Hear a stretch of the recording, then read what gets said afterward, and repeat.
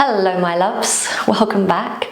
So as you can see today, this is going to be a seated video of me just talking to you, and we're going to talk about yoga for vertigo. If you're looking for a video that is going to tell you the 3 yoga poses that you need to do to cure your vertigo, you're in the wrong place.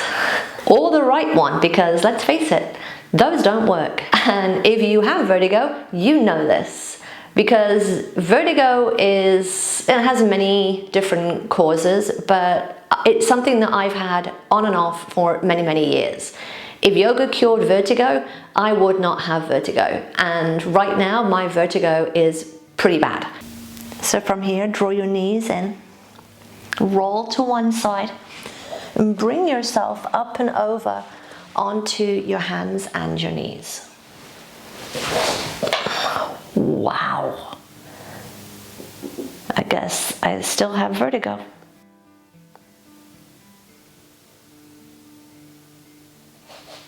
Recently, as I said, I've been having vertigo and I've experienced it on and off for many years. But one of my class members on my Wednesday morning Zoom class, she expressed that she'd been suffering with vertigo and was told that she had to give up her yoga practice. And then when I explained that I'd been having vertigo, she was kind of relieved because she realized that that's not the case. And I had to explain that no, what you have to do is adapt. Just like any ailment, illness, disease, you just have to adapt and find ways of making your practice work for you. So that's what we're going to discuss today. Ways to adapt your yoga practice to your current state of your vertigo. Because what I see online is the 3 poses that'll fix it, the 5-minute cure or whatever, and that's just not what yoga is about. And if you're not sure what vertigo is, basically there are a couple of causes, but it's the room spinning for no apparent reason whatsoever. You can turn over in bed, the room can spin. Maybe you're sitting with coffee with your friend and you turn your head to look to your friend, the world spins. It's quite unsettling, and sometimes you can cause nausea and a whole load of other issues with it too. And obviously when you're moving in your yoga practice, it can exacerbate that.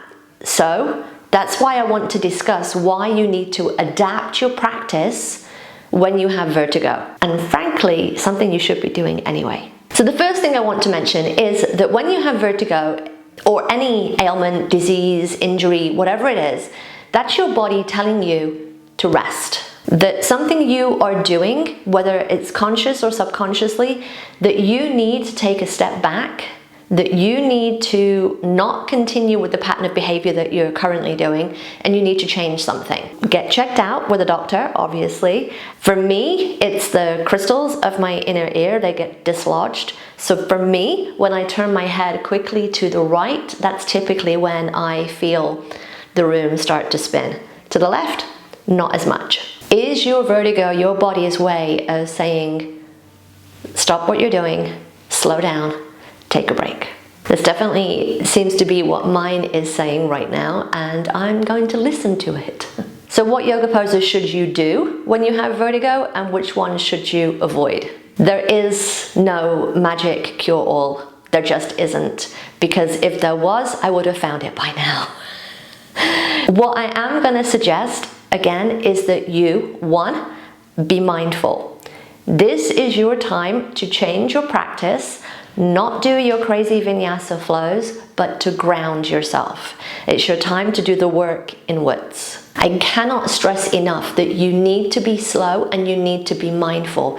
If you start whipping your body into positions, that's when your vertigo is going to take control. That's when it's going to take hold. So you need to move slow, you need to be mindful. It could also be it's time to just give your practice a little bit of change up, do some grounding, do some meditation, do some restorative, and use props. Maybe use a wall and do your practice at a wall. It doesn't have to be a yoga wall, any wall will do. Maybe you're doing chair yoga, but use your props, use support.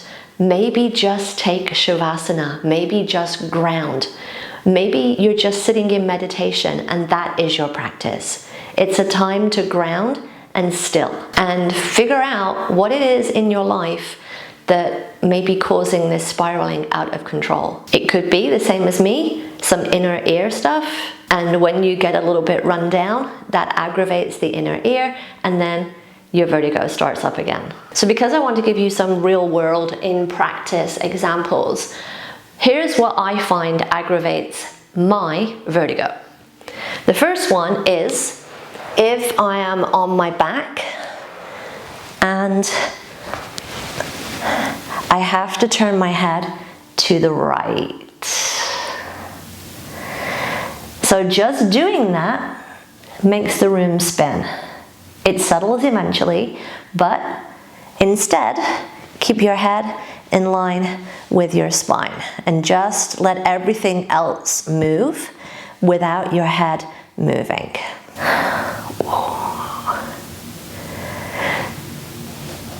So my class member told me that when she experienced a lot of her vertigo was when she was coming up from the floor from side lying.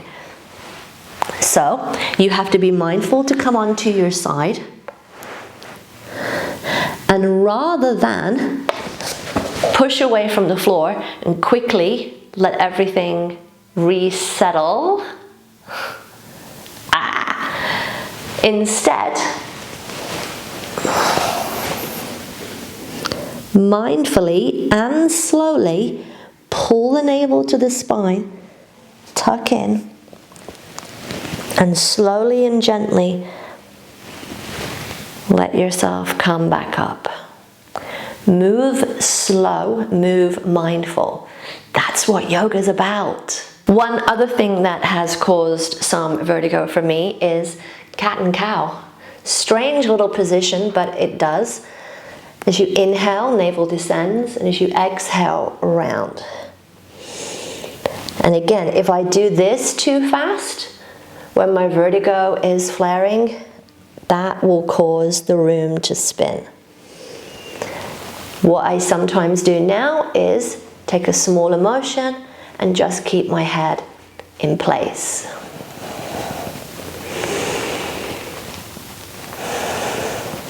So what other things can cause your vertigo to get a little bit out of control in your practice is transitions, moving from one pose to another. And typically we see that when we come into either all fours or a head forward position to a head lifted position. Maybe we're thinking about coming from a low lunge into warrior two.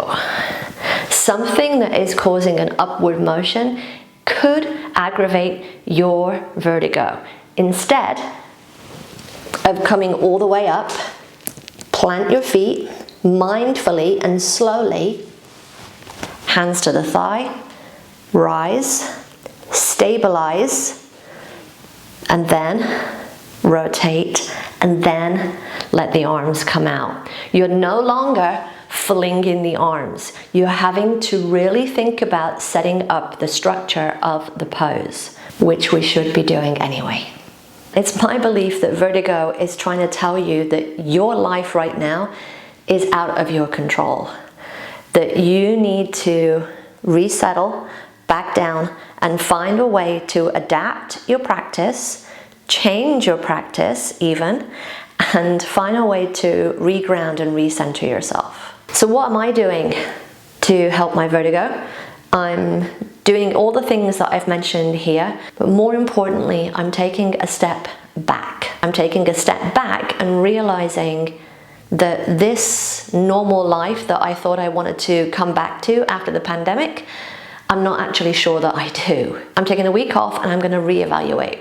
How do I feel about my current schedule? How do I feel about not doing my current schedule? Take the time to reevaluate. Give yourself the space, and hopefully you can do that. So I hope this helps somebody out there who's been told that they can't do yoga because they have vertigo. You can. You just have to change and adapt your practice. There's poses that I can't do, there's certain movements that I have to be mindful of, but I can still do my yoga. Remember, meditation is yoga, mindfulness, movement is yoga, sitting and drawing is yoga. Yoga is more than the practice that is on the mat, but even the physical practice on the mat can be adapted when you have vertigo. So I hope that helps. If it does, give me a thumbs up. Let me know if you have vertigo, and even if you just give me a thumbs up to say that you hope that mine disappears soon.